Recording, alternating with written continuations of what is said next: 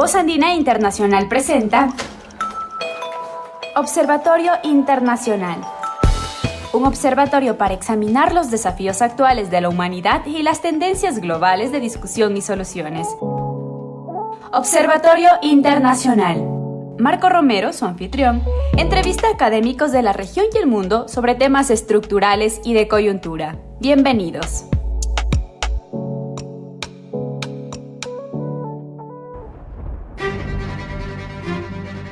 Buenas tardes, estimados amigos del programa Observatorio Internacional. Es un gusto volver a dialogar con ustedes. En esta ocasión vamos a abordar un tema de vanguardia y muy presente en la coyuntura actual, no solo en el Ecuador, sino en todos los países latinoamericanos y en el mundo, me atrevería a decir. Es el tema de las redes transnacionales del delito y sus efectos, sus características, sus evoluciones, etc.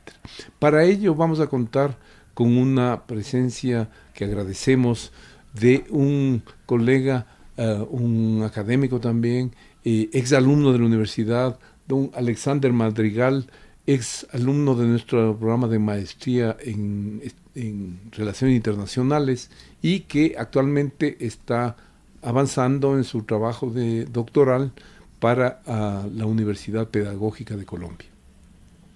Primero, démosle la bienvenida antes de entrar propiamente en materia. Bienvenido, Alexander.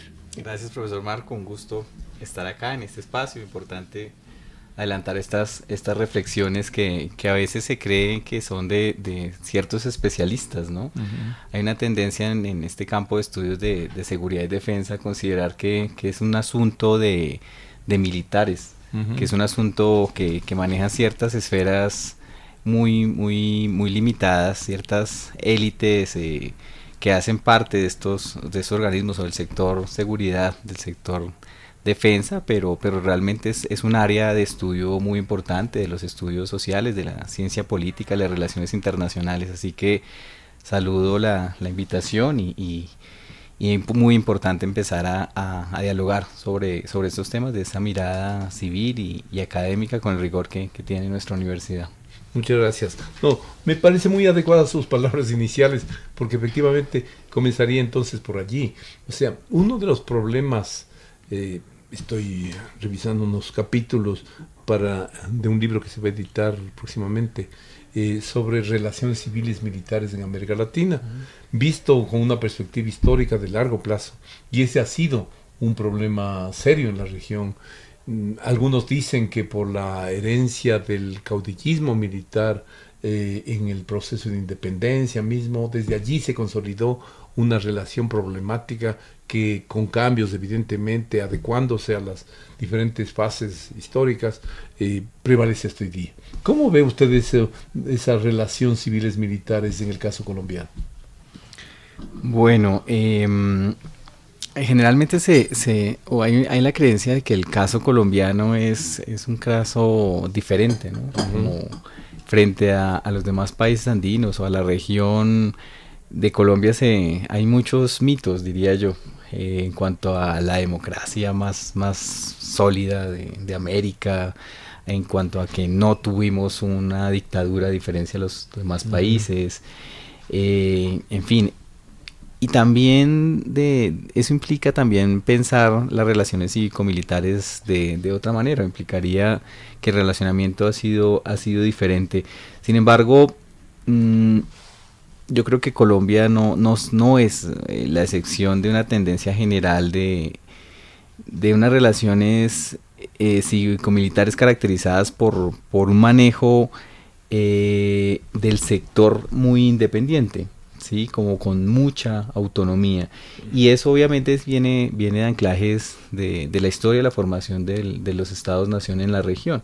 Claramente la presencia de militares como estos prohombres que fueron nuestros padres de la independencia y después los primeros gobiernos digamos de la república fueron militares, y Colombia en ese sentido no es la excepción. Ahora, eso también tiene que ver con los problemas de la construcción de la democracia en la región. Por supuesto. Es decir, nosotros siempre hemos adolecido de democracias incompletas, por llamarlo de alguna manera. Y esas democracias incompletas suelen ver, y creo que eso puede estar pasando y es un riesgo de la situación actual del Ecuador, a veces en el militar se tiende a ver como el salvador. Es decir, como que el sector, los militares se autoproclaman como con ese rol de ser defensores de la democracia y de defender una institucionalidad. Pero cuando hablamos de defender cierta institucionalidad, pues finalmente ahí es donde entra un cuestionamiento, y es qué institucionalidad cuando esa institucionalidad es débil y ha sido controlada por ciertas élites partidistas, y ahí es donde los militares han entrado a ser un actor más en el juego político en la región. Ahora, en el caso colombiano, los militares han mantenido esa autonomía, y eso ha sido histórico, pero y justamente esa autonomía de cierta manera garantizó mantener gobiernos entre comillas civiles y democráticos, ¿no? Con un régimen que, igual como muchos países de la región, con estados de excepción, ¿no? O sea, que obviamente tienen esa posibilidad de saltarse el marco legal. Antes, en los años 70, por ejemplo, en Colombia se le llamó el estado de sitio, y fueron muchos periodos de gobierno bajo esa figura, ¿sí? De tal modo que, de cierta manera, hay una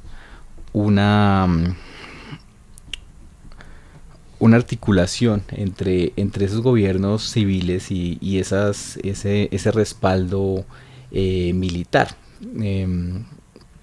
Digamos que hay una fachada democrática y civil, pero detrás hay un poder que no se toca, ¿sí? Que no se ha tocado, y que lentamente quizás ha entrado en esos procesos de modernización, y ahí está, creo que, el centro de la discusión sobre las relaciones cívico-militares, y es cómo estas fuerzas se democratizan, cómo estas fuerzas tienen un control civil, ¿sí? En el marco de un proceso de modernización y de profesionalización, que a Colombia hay que sumarle algo adicional, y es el conflicto armado interno, un conflicto sostenido. Sí, efectivamente eso marca prácticamente las últimas 6 décadas de historia colombiana, entonces muy muy importante.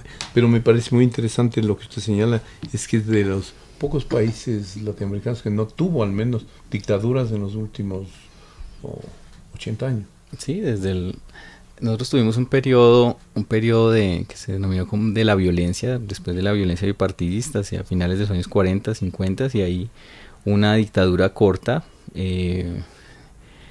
del general Rojas Pinilla, y finalmente, cuando esta dictadura empieza como a salirse del marco esperado de los partidos tradicionales, se sale, pero ahí se establece un frente nacional que fue fundamentalmente repartirse el poder cada 4 años, así como pasó en otros países de la región, pero los militares estaban detrás, ¿sí? Finalmente, fuera el Partido Liberal, fuera el Partido Conservador, se mantiene esa autonomía, con el que se declaró justamente un gobierno liberal del Frente Nacional, que fue la doctrina Lleras, se le llamó justamente, que fue darle, o sea, como que los asuntos militares que lo manejen ellos, y los demás los asuntos de la política. Entonces, como que había ese acuerdo de que ninguno de los dos entrara en esas áreas. Ahora, usted mencionó, dijo democracias incompletas. ¿Le parece mejor esa definición que hablar de democracias en transición, dentro del cual se situarían todos los países latinoamericanos, o en diferentes fases, en diferentes niveles de avance hacia la democratización? Pero me gustó lo de democracias incompletas, ¿no? Bueno, yo creo que siempre en América Latina siempre hemos tratado de ponerle apellidos a nuestra forma de democracia, y Y no sé, ahora recuerdo un momento en la historia que se hablaba de, si ya no hablamos de democracia, sino de estados fallidos, y se han intentado adoptar como categorías que,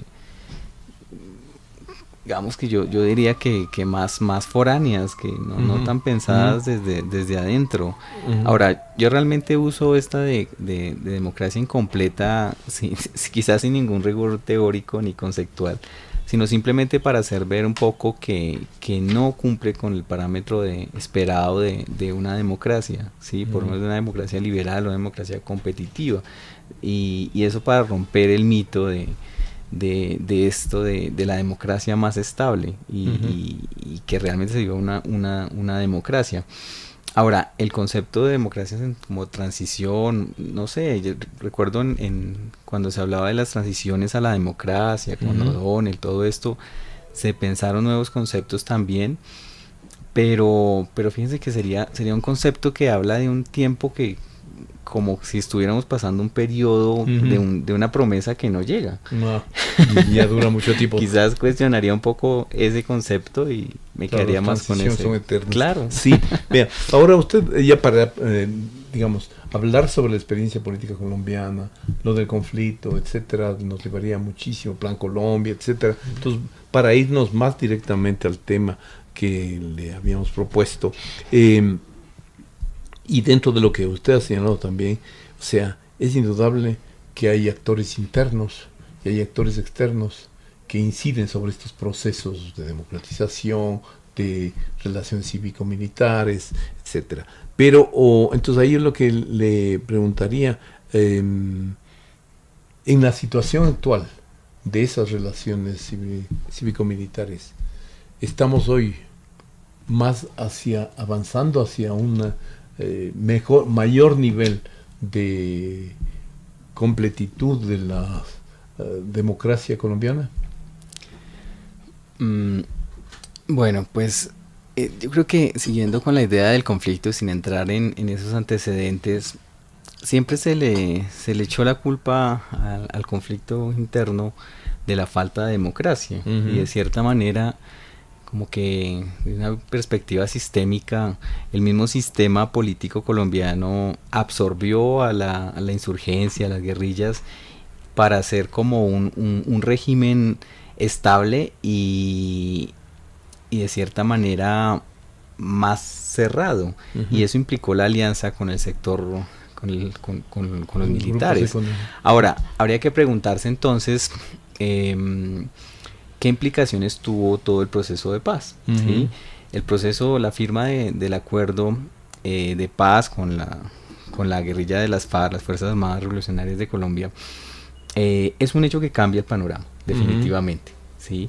Definitivamente. Ahora, en el marco de esas transformaciones, porque hay algo que el conflicto, y eso siempre, sobre todo los movimientos sociales lo posicionaron, y es que el conflicto era en última instancia armado, pero había unas razones estructurales de fondo que motivaron ese conflicto armado. Entonces, el acuerdo implicó una serie de puntos para abrir abrir el Estado y abrir la sociedad hacia una sociedad justamente democrática. La pregunta allí, a propósito de las relaciones cívico-militares, es ¿cuál es el rol de este sector? Y cómo se empieza a reformar o a transformar.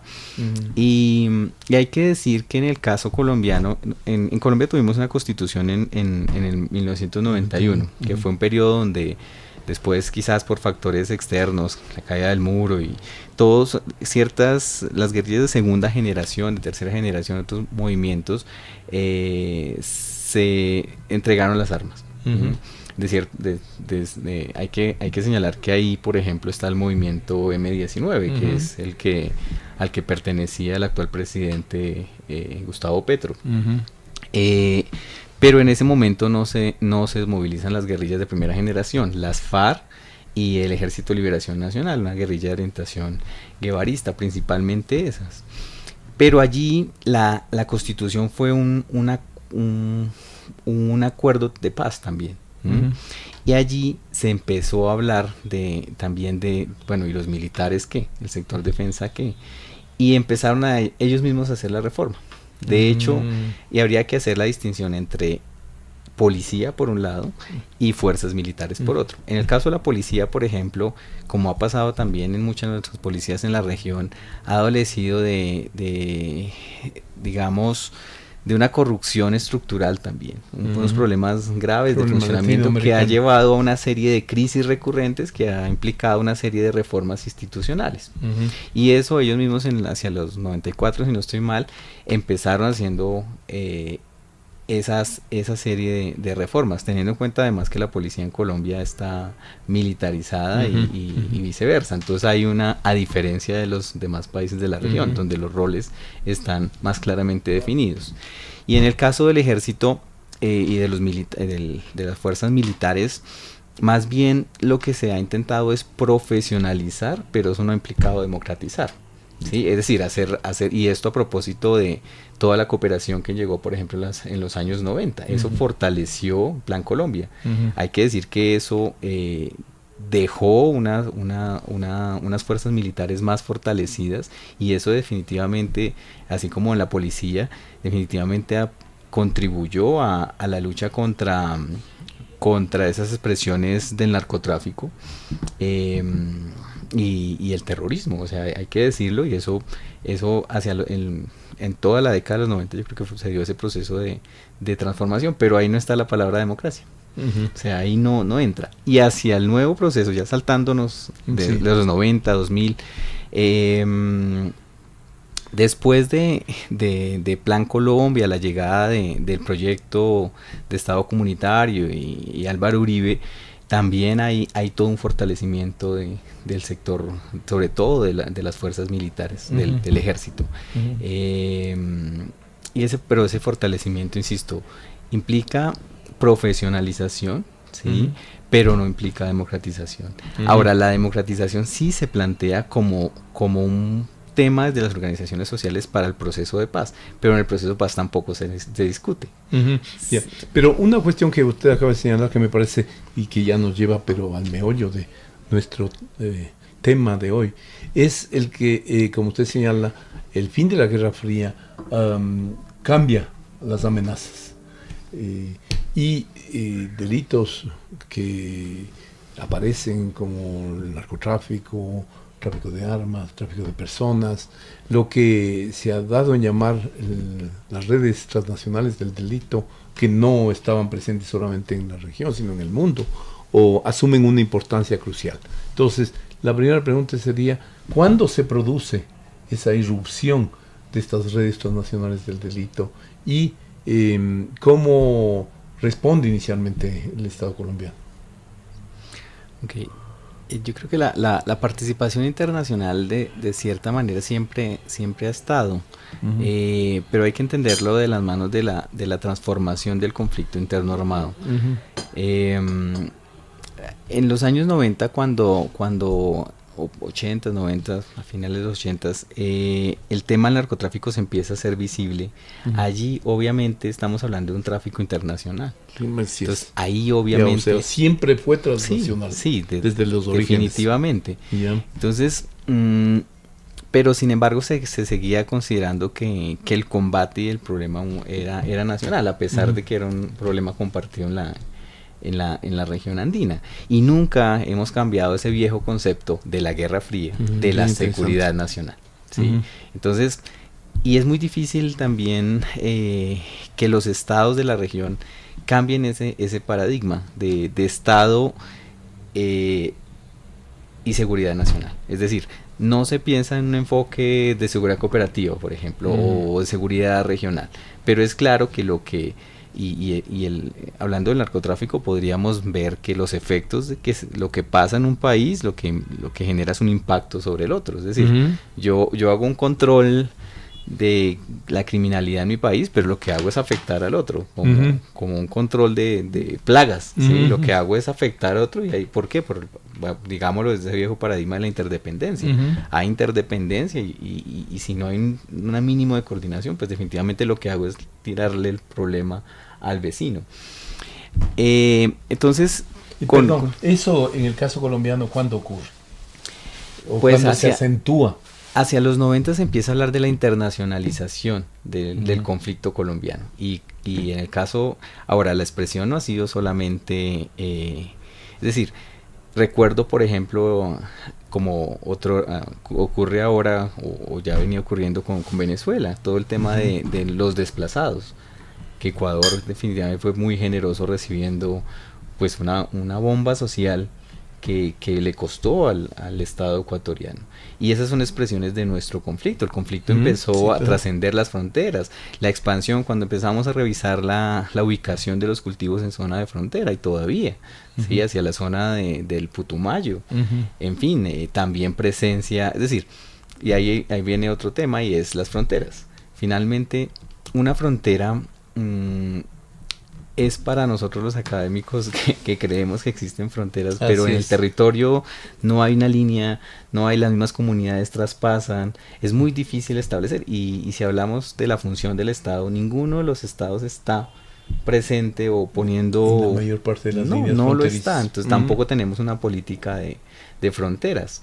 Se esperaba entonces que con los procesos de negociación, pues si ya sacamos al principio, con el proceso de paz con las FARC, si sale el principal actor, los militares podrían por fin dedicarse a los temas de fronteras, por ejemplo. Esa era como la gran expectativa, que por lo menos empezaran a trabajar otros asuntos, pero ¿qué pasó? Finalmente pasó lo mismo que en los años 90, y es que continúan, es decir, le quitaron la cabeza a la serpiente, pero surgieron muchas. Y eso definitivamente pues lo que hizo fue mantener digamos a la fuerza pública atendiendo esos delitos, ahora con un alcance transnacional.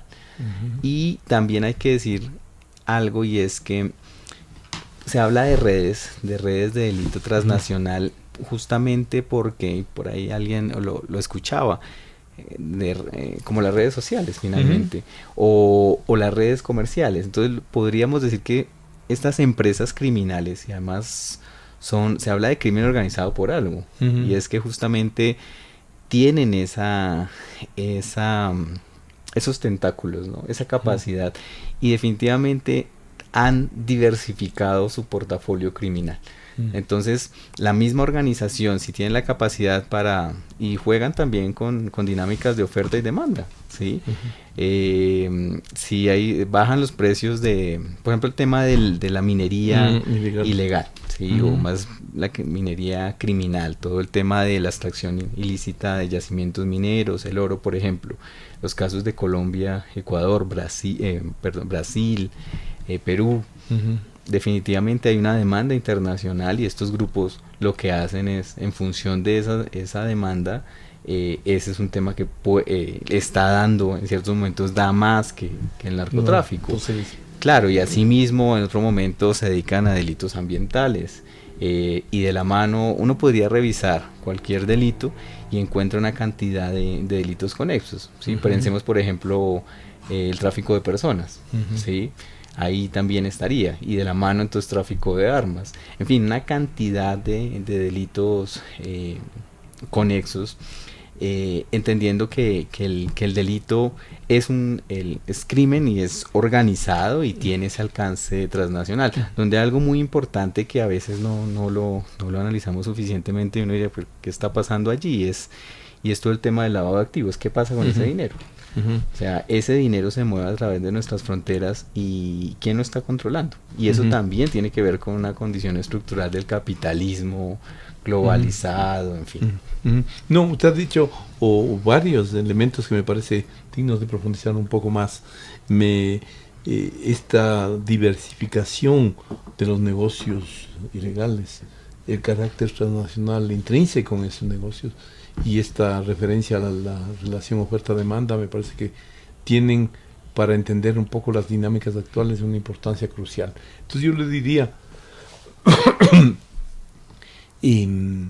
¿dónde colocaría usted el bloqueo que impide que podamos enfrentar esto? No diría como toda América Latina, pero al menos como un problema regional compartido, Ecuador-Colombia o Ecuador-Colombia-Perú. ¿Dónde colocaría usted el bloqueo? Pues yo hice justamente una investigación aquí con la Andina sobre minería criminal, tratando de distinguir un poco el concepto frente a otras formas de minería y tratando de trabajar solamente la minería que realizan actores de crimen transnacional. Uh-huh. Y allí lo que veíamos cuando uno mira el marco de acción, el marco institucional, por ningún lado está lo internacional. Sigue el paradigma de seguridad nacional, es decir, yo controlo si acaso lo que tengo dentro de mis fronteras, que tampoco lo logran. Sí, o sea, ni siquiera eso, pero esa es la visión. Uno mira los conceptos y los conceptos se limitan a una visión de seguridad nacional que no implica ningún tipo de articulaciones con los demás. Uh-huh. Y si a eso sumamos pues el estancamiento de la integración en general, pues mucho más en los temas de seguridad que son mucho más sensibles. Ahora, en la práctica, esto es algo positivo, de manera informal sí se dan ese tipo de articulaciones, sí, pero no a gran escala. Uh-huh. Es decir, el policía que está a cada lado de frontera hace su respectivo control y de cierta manera tiene un vínculo o una comunicación informal con el otro y hacen relativos intercambios de información. Una que otra vez a propósito de una conferencia, un evento, hacen operaciones conjuntas binacionales, en fin, pero institucionalmente los estados no tienen planes de acción conjunta a nivel transnacional y es difícil. Es difícil decir, por ejemplo, yo como Estado X voy a intercambiar y entregar la información a otro. Ahí priman otras visiones, ¿sí? Si yo fuera un militar, yo diría, pero estamos hablando de información de inteligencia nacional. Entonces viene el viejo paradigma y diría, no podemos entregarle información de seguridad nacional al vecino. Pero es que si no lo hacen, las redes sí se intercambian. Y las redes trabajan con actores de distintos países. Ellos no reconocen la nacionalidad, son transnacionales finalmente. Entonces ahí hay otro límite. Y ahí creo que es importante el rol de las instituciones multilaterales, que de cierta manera pueden aportar a generar ese tipo de acercamientos e intercambios. Sí, a propósito, por ejemplo, del intercambio de experiencias, del fortalecimiento técnico de las instituciones y de invitar de cierta manera a charlar y a generar esas articulaciones. Ahora, lo ideal sería que en esquemas de integración, como bien se pensó en la fallida UNASUR, el Consejo Interamericano, se dieran esas plataformas, pero creo que hay una mediana arquitectura, ciertos acuerdos, acciones binacionales, pero no hay siquiera un espacio regional para discutir los temas. Y si le sumamos a eso otro elemento que es lo ideológico, ¿sí? Claro. también falla, pero creo que, y a veces se tiende a entender, esto va más allá de cualquier postura ideológica o de seguridad nacional. Conjuntas. Claro, y sería necesario empezar a partir de esos mecanismos informales a formalizar y a ampliar la escala de esas experiencias, pero sí las hay, sí se están haciendo. Ahora, una cuestión que usted dijo también antes de profundizar un poco más en esto último, es esto de la relación oferta-demanda, porque como sabemos, en relaciones internacionales, en economía, sabemos que eso no está dado de una vez por todas, sino que los principales productores, los principales demandantes van cambiando los mercados. Eso, al parecer, en los últimos 30 años, en el caso de las drogas, y hoy día más en el caso también de los metales, de la minería ilegal, ha mutado mucho. Entonces los principales actores cambian. No es el espacio para profundizar en toda la magnitud de esos cambios, pero me parece que en la difusión de eso, luego de que cortan la cabeza a la serpiente, los cárteles se fragmentan, sectores van y se posicionan y generan en México unos poderosos sustitutos, luego esos se despliegan regionalmente en México, en América Central y en América, pero por el lado de la demanda también es que, digamos, antes de entrar a la pregunta central, que me interesa muchísimo saber un poco, o si ha habido alguna respuesta, algún avance en esto de la propuesta del presidente Petro de buscar una conferencia. Sí, una conferencia internacional que revise esto y que permita liberalizar algunas cosas como la forma más sensata de derrumbar los precios del mercado ilegal y como sucedió con el whisky a comienzos del siglo XIX, reducir drásticamente. Entonces, primero, oferta-demanda. En el caso de Colombia, Colombia, que ha tenido tradicionalmente un alineamiento muy estrecho con Estados Unidos y ha sido el principal proveedor de Estados Unidos, ¿ha cambiado algo hacia mercados europeos, asiáticos o no, esta distribución del narcotráfico originado en Colombia? Sí. ¿O se lo hace a través, como ahora parece está ocurriendo, a través del caso ecuatoriano, con por supuesto dentro de un esquema de división internacional de trabajo hacia Europa y esos otros nuevos mercados dinámicos, digámoslo así? Sí, pues el tema, obviamente la demanda es cambiante, ¿no? Es dinámica. Y eso implica también, y eso es algo que no desde la política no se ha logrado entender, y es que esos cambios en la demanda pues implican nuevas rutas, algo tan simple como eso. Generalmente la visión era que la demanda era en Estados Unidos, generalmente Europa, pero ese desplazamiento se ha dado también hacia un consumo interno, lamentablemente, y regional. Por eso también se habla de la circulación ahora hacia el sur, ¿sí? De nuestra misma región. Brasil, y también Chile. Hay que decir, y sigámoslo viendo como una empresa, innova, desde luego. Si yo pongo un control acá, pues sale al otro lado. Ellos tienen un control absoluto y saben, es decir, como el Estado hace inteligencia, ellos también hacen contrainteligencia, ya saben dónde están los puestos de control, saben por dónde salen más fácil, y eso ha implicado también que busquen otras rutas, y esa búsqueda de otras rutas es quizás una de las explicaciones de la situación en Ecuador, por ejemplo.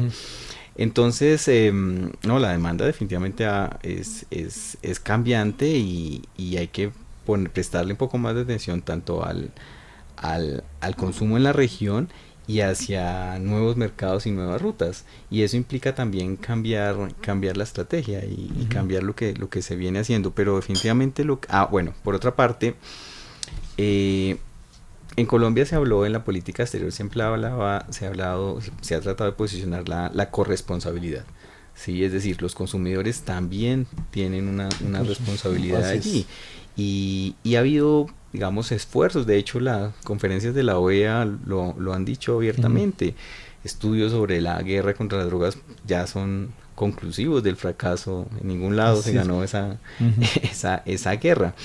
Y en el acuerdo de paz quedó un punto, porque uno de los puntos del acuerdo de paz fue justamente el problema de las drogas ilícitas. Y allí se habló de una conferencia internacional para discutir el tema, y parece que en el plan de desarrollo del presidente Petro está incluido, creo que hay dos bases de ese plan. Uno es la experiencia del gobierno de Bogotá, y dos, muy anclado a los temas de cambio climático y temas muy enfocados a acabar con o atender una desigualdad estructural. Y en seguridad, hablar de seguridad humana, por ejemplo, que es un concepto viejo, pero ahí se incorpora. Y por otro lado, todos los compromisos que el gobierno anterior no había cumplido, y que de hecho había estancado. Y ahí aparece el tema de la conferencia internacional, y de hecho creo que en la política exterior ahora se ha mostrado como muy confrontativa, es de posicionar temas en la agenda internacional, como se muestran los temas ambientales. Creo que se va a seguir intentando discutir eso, y justamente en estos días se anunció que se haría esa conferencia regional. Ahora, tampoco eso es nuevo. Así es. ¿Sí? Necesariamente nuestro destino como América está anclado también a la relación con Estados Unidos. Hay que mirar cómo se hace algo allá, también con los europeos, es decir, dejar de trabajar temas quizás cosméticos y atender estos temas estructurales, pero lo veo difícil y no es un tema de una sola conferencia y un solo gobierno, es un tema que tendría que ser sostenido, e insisto en que si no hay una posición común de América, por lo menos para actuar como bloque, pues muy difícilmente una sola golondrina no hace verano. Ya. Ahora, usted ha dicho varias cosas que son bien interesantes. Usted que ha estado trabajando en el tema de las redes transnacionales del delito desde las instancias de Naciones Unidas en los últimos años, sabe que ha habido un incremento sustancial de la producción, de la oferta, digamos, en Colombia, que eso provocó una caída de los precios y que efectivamente para una forma de enfrentar de los carteles del delito ha sido o pagar parte de los servicios requeridos para el flujo, para el trasiego de esa droga con droga, lo cual de alguna manera o indirectamente ha incrementado sustancialmente la circulación en nuestros países, en toda América del Sur, de esa droga, y eso ha propiciado un incremento del consumo en nuestros países. Entonces, el tema de la legalización de las drogas como una forma de derrotar eso tampoco ha prosperado, ni se le ve como una solución al menos parcial del tema. Siempre está ahí en la agenda, y en una cátedra el semestre pasado en la Universidad Nacional hablaba un grupo, una organización que maneja toda esta bandera de la legalización, y hay razones, desde luego. Uno hace la comparación con este tema del whisky que usted mencionaba, profesor. Claro, y esa podría ser una solución, y hay muchos estudios sobre eso, pero creo que todavía nuestras sociedades no están, es decir, ni políticamente hay quien le apueste a algo tan arriesgado, ni en el marco de Naciones Unidas tampoco. No, desde luego, no, porque el alcance, o sea, frente a eso, creo que hay, insisto, un poco de manejar temas cosméticos, temas un poco que no atacan lo estructural. Quizás a nadie le está interesando acabar con el problema, y voy a decir algo que suena muy muy triste y drástico, y es que quizás la intención de grandes actores es mantener el problema o controlarlo, pero no acabarlo, no eliminarlo. Sí, de cierta manera hay muchos intereses que están de por medio. Ahora, usted mencionó la cuestión del lavado de dinero, y efectivamente yo he visto estudios de Naciones Unidas, de otras instancias, que han estimado, el Banco Mundial también hace algún tiempo intentaba estimar la magnitud del lavado de dinero en nuestros países, y de las cifras que he visto yo para el caso ecuatoriano se manejaban cifras de 4.500 millones de dólares, que es una cifra muy muy importante. Entonces, pero como usted señala, varios autores ya lo han establecido, o sea, en ese lavado de dinero se realiza en buena medida a través de canales formales que existen y que forman parte de la economía de nuestros países, no el sistema financiero o la industria de la construcción, comercio, en fin, y eso tampoco ha sido muy eficaz la lucha contra esos procesos. ¿Cómo es la experiencia colombiana en ese campo? Sí, justamente hay que decir que hay cierta complicidad, es decir, ocurren problemas como lo que puede estar pasando en Ecuador, escalada del delito, y todo el mundo quiere que no haya crimen transnacional, etcétera. Pero si vamos a mirar esa dimensión del lavado y del flujo de dinero, ¿dónde está el dinero y por dónde pasa? Entonces hay una gran responsabilidad de un sistema financiero internacional, de una banca transnacional que facilita ese tipo de intercambios. De hecho, los mercados, las plazas de offshore, que son el espacio donde se mueve una gran cantidad de flujos financieros, es un desarrollo del propio capitalismo y del capital financiero. Y hay un absoluto silencio. Es decir, nadie va a decir nada y ni van a atacar esos problemas. Y desde ningún lado, desde el multilateralismo, desde los estados. Es decir, ahí, de cierta manera, no toquemos, como que eso no se toca, no se quiere tocar lo estructural. Y es muy difícil. Ahora, a nivel de la acción de los estados y de los organismos multilaterales, sí hay líneas de cooperación y se ha señalado la importancia de hacer ese tipo de control a esos flujos. Pero se sigue pensando desde las herramientas de lo nacional. Ahora, ahí articularía también una forma eficaz de atacar el crimen transnacional es justamente mirar la circulación del dinero. Y eso implica hacer inteligencia financiera. Es decir, hacer revisión de esos flujos, de esas cuentas y llegar a los que financian, llegar a los determinadores, ¿sí? Pero los resultados de eso quizás puede que, voy a decirlo de manera académica e hipotéticamente, que se hiciera una gran investigación y resulta que encontramos la responsabilidad de ciertos bancos legales de la región. ¿Quién va a asumir la responsabilidad frente a eso? Entonces, es por ahí, y es decir, uno de los puntos para atacar el crimen transnacional es revisar este tema de lavado de activos y los flujos financieros, y sería uno de los más eficaces, pero hasta dónde lo quieren llevar y hasta dónde se puede llevar, si hay cierto silencio y ciertos actores que no se tocan, no se involucran y que están detrás de estas. Ahora, usted destacó el tema de las organizaciones multilaterales y ahí por supuesto que tiene un lugar amplio las Naciones Unidas. Este brazo que ha diseñado un poco para ese campo tiene más recursos que los disponibles, por ejemplo, cuando me refiero a recursos no solo financieros, sino recursos políticos, de voluntad política de los gobiernos, en definitiva, que lo del cambio climático, o si ni para el cambio climático existen recursos para este otro problema, cuyos efectos están más concentrados en determinados países, pueden ser útiles entre comillas, para determinados actores que reasiegan esos recursos financieros, etcétera. Entonces, hay un capital multilateral que pueda soportar, ayudar a enfrentar más ese problema. Usted que conoce también el tema de la cooperación, o sea, es claro que la cooperación luego del COVID, el COVID nos demostró algo, y es que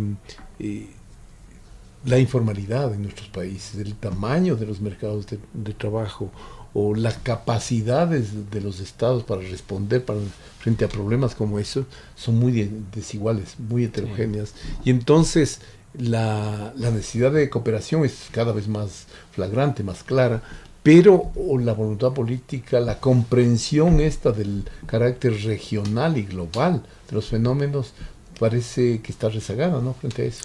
Sí, y yo creo que más allá de si hay o no recursos específicos para esa línea, para ese tema, y lo sabemos, ¿no?, que es también un problema estructural de los organismos multilaterales, y es la financiación. Finalmente, estos organismos funcionan con fondos que sabemos que son recursos limitados, a pesar de que financian proyectos muy importantes y dan asistencia técnica también, que resulta muy importante, pero pues son recursos marginales, y todos estos organismos realmente lo que hacen es competir por recursos escasos, que son priorizados en ciertos temas. Obviamente ahorita y cada momento tiene como la inversión de moda, lamentablemente. Que ahora está en lo ambiental. En lo ambiental, definitivamente. En la mitigación y remediación, exacto. Entonces, para eso hay un flujo muy solvente de recursos, y marginalmente para estos temas. Ahora, otra cosa es para qué se financia, ¿sí? Es decir, el alcance de esa financiación. Y esa financiación es importante, sí, pero obviamente insuficiente, y el alcance jamás es atacar el problema estructural. Es decir, puede estar identificado el problema, pero tampoco, es decir, creo que los organismos multilaterales también juegan con una agenda política y no quieren de cierta manera atacar esos problemas que sabemos que están ahí, no, sí, ¿para qué se complican con algo que no quieren ver? Entonces, pero es importante, y en términos de la asistencia técnica y de la, digamos, la incidencia, la influencia que pueden tener en generar políticas frente a ciertos temas es importante, y por ahí puede valorarse. Ahora, usted señaló una cuestión que es clave, esto del carácter diversificado de estas redes del delito y el tema de la expansión, en realidad de un abanico, un universo de formas de minerías ilegales. Sí. Que esto es un poco más reciente y incide sobre lo que usted acaba de señalar, o sea, deforestación, contaminación de ríos, afectación de comunidades indígenas, etcétera. ¿En qué medida ese problema ha crecido sustancialmente? ¿Cuál es la experiencia colombiana en ese campo? Sí, justamente iba a llamar la atención sobre eso porque el narcotráfico sigue siendo como el eje en que se concentra la atención. Y que, claro, todo el mundo ve el narcotráfico, pero los demás formas de crimen organizado transnacional no se ven, ¿no? Que están detrás. Y que están interconectadas, claro, ¿no? Que están interconectadas, por eso se habla de red, y que resultan más rentables. Por eso ahí llama la atención en el tema de la minería ilegal, la extracción ilícita de minerales, que pensando como empresa, o sea, es más fácil andar con oro o traficar oro que andar con cocaína, definitivamente. Ahora, entonces llama la atención un poco sobre que el narcotráfico, claro, es un problema visible, grande, pero hay muchos que van de la mano. Volviendo al caso colombiano, luego del acuerdo de paz, obviamente la salida el vacío de poder dejado, pues implica que en los espacios locales, esos espacios van a ser copados por otros actores. Y siguiendo con esto de la oferta y la demanda, pues si cierto negocio ilegal no está dando, pues otro dará. Y ahí viene un poco la tragedia de la riqueza de nuestros países, ¿sí? Y allí justamente, por ejemplo, en el caso colombiano, salieron las FARC de estos territorios y se incrementó la deforestación. ¿Por qué? Pues porque obviamente ellos tenían una gobernanza ilegal, y hay que decirlo, eran gobierno en estas zonas, y establecían límites para por ejemplo, para cuotas de deforestación. Tenían una gobernanza del medio ambiente, una protección, obviamente por otras razones menos filantrópicas, pero ¿y eso ha crecido mucho en lo que va de este siglo? Claro, definitivamente después de que salen las FARC de los territorios, cuando se incrementa el problema de deforestación. Ahora, junto a eso... Pero, perdón, ¿eso está concentrado regionalmente o está disperso en todo el territorio colombiano? Sobre todo cuando uno cruza los mapas y hace análisis multitemporales, ubica donde se ubicaban los frentes de las FARC es donde se incrementa. Y eso en la región de la Amazonía, ¿sí? En zonas de la Amazonía colombiana. Ahí es donde se incrementa. Vea, y eso está articulado con fragilidad, debilidad que hablábamos antes cuando estábamos en lo de la democracia, de los espacios locales, de la participación de la sociedad civil. Sí, es que hablar o sea, si una estructura ilegal como fueron las FARC duró tanto tiempo en los territorios, pues definitivamente debía tener unas formas de gobernanza. Y voy a poner un caso muy, muy local. En Colombia funcionan en los territorios algo que en los municipios, juntas de acción comunal. Estas juntas de acción comunal son estructuras, digamos, legales, ¿sí? Unas pequeñas juntas por unidades territoriales, ciertas veredas, etcétera. Las FARC lo que hizo con eso fue tomar unidades de juntas y crear una estructura de núcleos. Y con los núcleos establecía formas de gobernanza para que, de cierta manera, les permitiera mantener el control territorial y llegar a las poblaciones. Las FARC salió, pero esas estructuras se mantienen.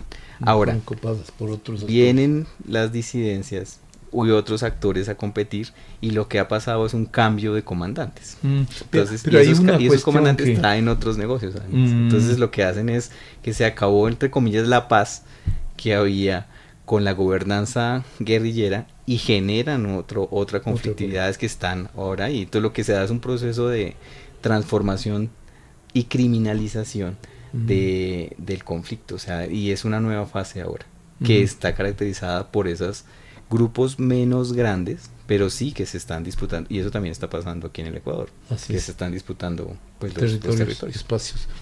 Vea, una cosa que ya se nos va acabando el tiempo, pero que me parece muy muy importante, cuando se inicia el periodo de conflicto, de la guerra en Colombia, el primer punto era de reivindicación, era reforma agraria, era tierra.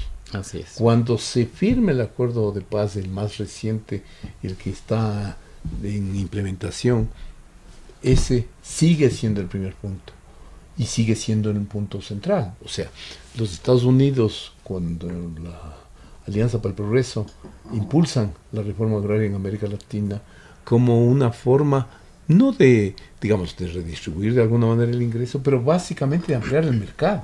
O sea, incorporando a esos sectores.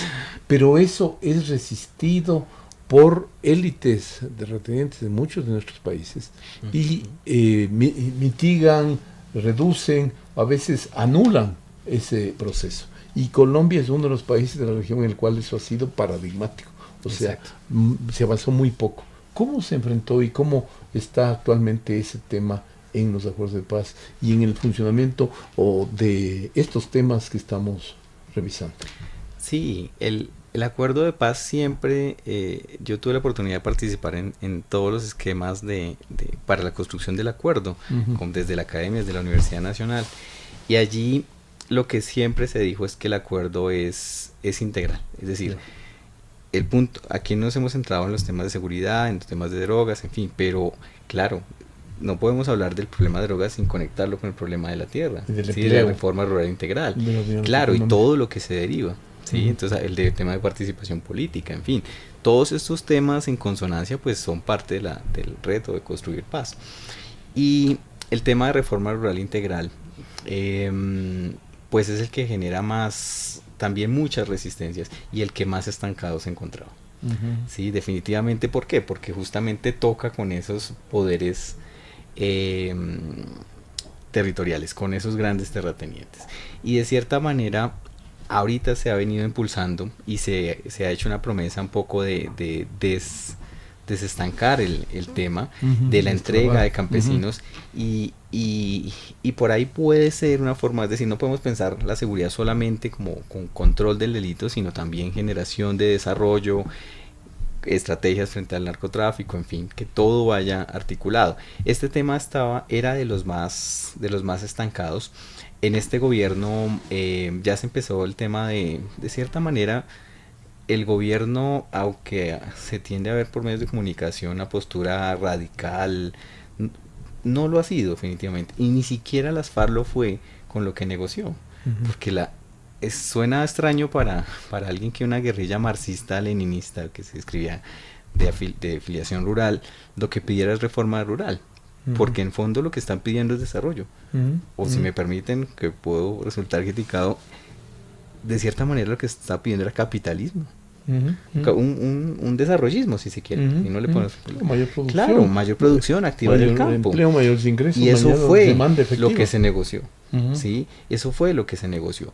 Pero aún así, estos grupos retardatarios y que están detrás del poder terrateniente, pues obviamente no han frenado esas. Y obviamente hay control en el Congreso, hay una capacidad de lobby grande para eso. Okay. Pero en este gobierno, poco a poco, quizás yo diría que en eso sí ha sido inteligente un poco de hacer cierta negociación con estos grupos sectores para empezar a mirar las tierras. Pero el gran reto ni siquiera es la entrega de tierras.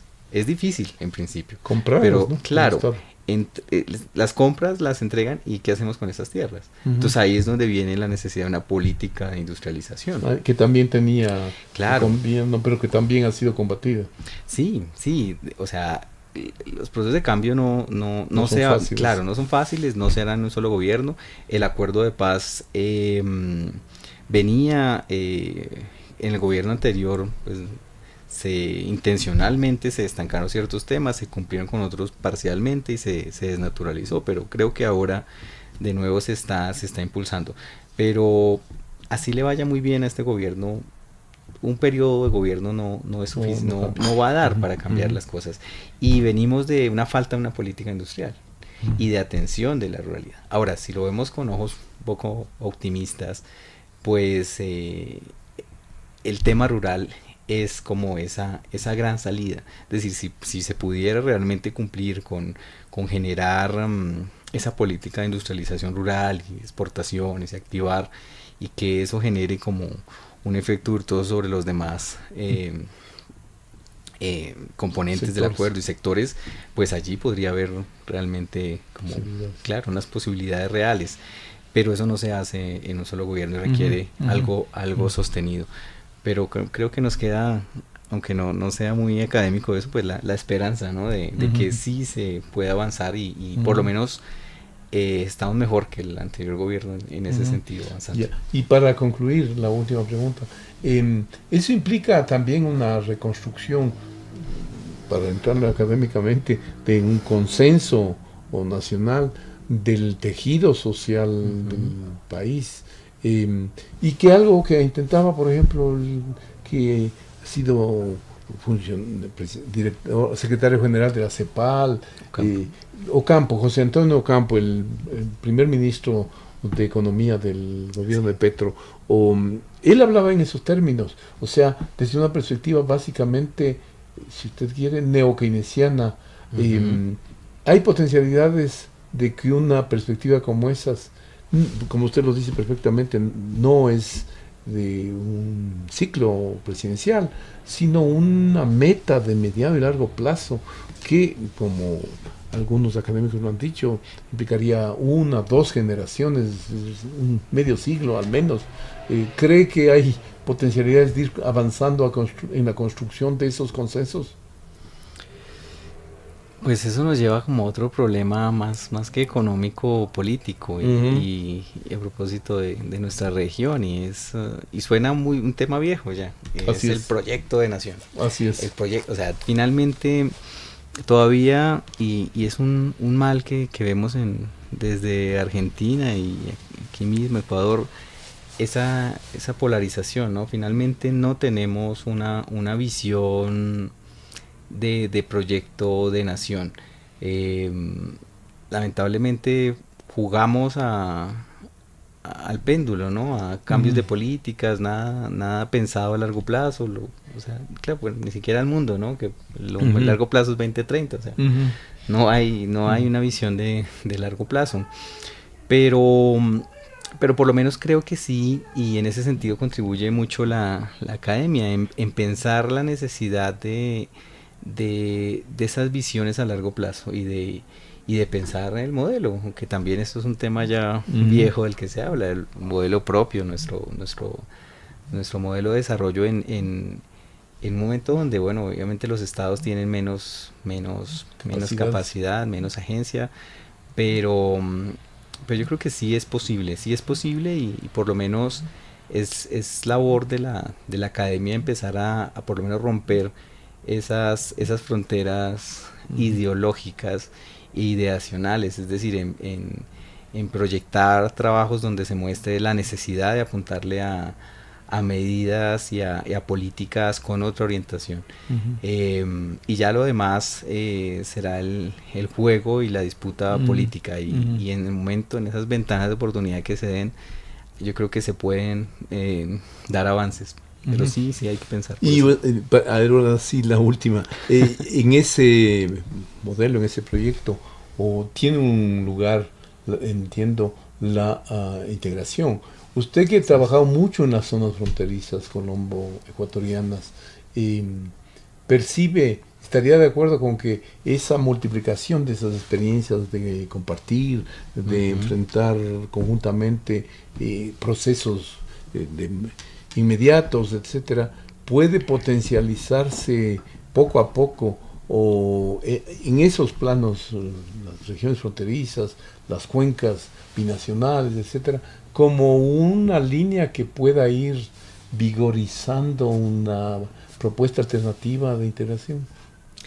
Sí, sí, y quizás si vemos todo desde el plano internacional o nacional y de relaciones bilaterales o multilaterales, el resultado es que no se apunta a lo estructural, que son insuficientes las medidas, que son escasas, que son difíciles, pero si le damos la vuelta al problema y posicionamos lo local y las experiencias un poco, digamos que jugando un poco con la teoría, desde una perspectiva más constructivista, de relacionamiento social, hay cosas muy, muy positivas. Es decir, hay comunidades en zonas de frontera que, insisto, para las cuales no existe, saben que existe la frontera, pero un niño no reconoce que es de este país, es de este país.